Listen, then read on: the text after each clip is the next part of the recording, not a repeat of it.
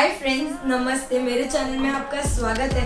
तो जैसे कि आप जानते ही हो कि अभी दिवाली आ चुकी है, तो डेफिनेटली दिवालियों में हर कोई अपने घर पे थोड़ी थोड़ी मिठाई तो बनाता ही है, गेस्ट के लिए या फिर किसी को गिफ्ट करने के लिए। तो अगर आप बनाते हो तो आप डेफिनेटली ये रेसिपी ट्राई करना।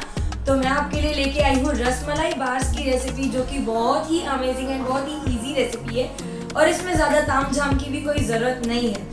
आप ये रसमलाई बार्स चाहे तो किसी को गिफ्ट भी कर सकते हैं या फिर आप अपने घर के लिए भी बना सकते हैं और बच्चे भी इसे बहुत पसंद करते हैं। तो अगर आपको ये रेसिपी अच्छी लगे तो लाइक करना, नीचे कमेंट करना और मेरे चैनल को सब्सक्राइब कर देना। और ज़्यादा अपडेट्स के लिए आप मुझे इंस्टाग्राम पे भी फॉलो कर सकते हैं, लिंक नीचे डिस्क्रिप्शन बॉक्स में दिया है। तो अभी ज़्यादा बातें नहीं करते हैं एंड लेट्स गेट स्टार्टेड।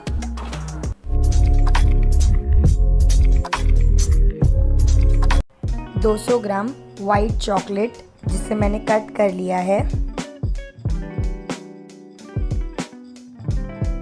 मैंने यहाँ पानी को एकदम अच्छे से बॉईल कर लिया है और अब उसके ऊपर मैं वाइट चॉकलेट वाला बाउल रख दूंगी। इसे डबल बॉयलर मेथड कहते हैं और मैं कंटिन्यूसली चॉकलेट को मिक्स करते रहूंगी ताकि इसके अंदर कोई लम्प्स फॉर्म ना हो।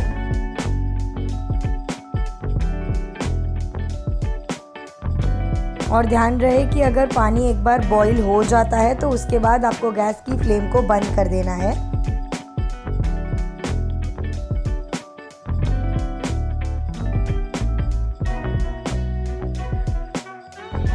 एक चम्मच इलायची पाउडर, केसर ली हुई है मैंने यहाँ, 1 चम्मच जितना ड्राइड रोज पेटल लिया है, 2 ड्रॉप रसमलाई एसेंस लिया है मैंने और यहाँ पे मैंने 2 ड्रॉप कैंडी कलर लिया है येलो। आप इसमें कोई भी फूड जेल कलर यूज़ नहीं कर सकते हैं। अगर आप चाहें तो इसमें ऑयल कलर यूज़ कर सकते हैं, कैंडी कलर यूज़ कर सकते हैं या फिर पाउडर कलर यूज़ कर सकते हैं।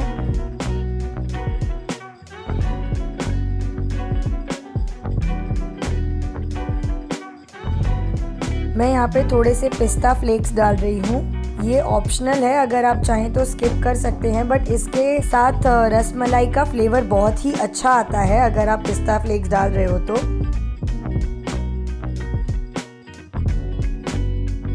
मैंने यहाँ मोल्ड्स ले लिया है। अब मैं इसे ड्राइड रोज पेटल्स डाल रही हूँ और कुछ पिस्ताचियो फ्लेक्स भी डालूंगी क्योंकि इससे चॉकलेट बहुत ही अच्छी और प्रिटी दिखती है, इसलिए।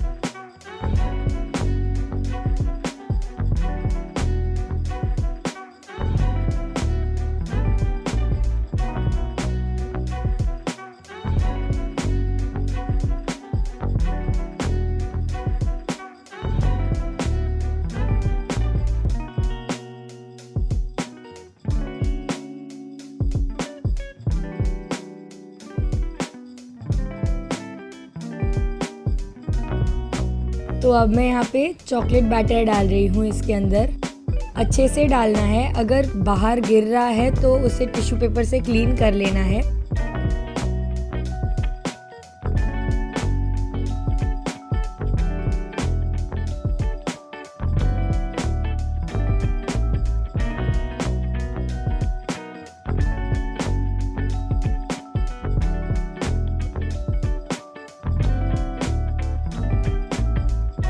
अब मैं इसे टैप कर लूँगी ताकि अगर इसके अंदर कोई एयर बबल है तो फिर वो ना रहे और मैं पिस्ताचियो फ्लेक्स से गार्निश कर दूँगी।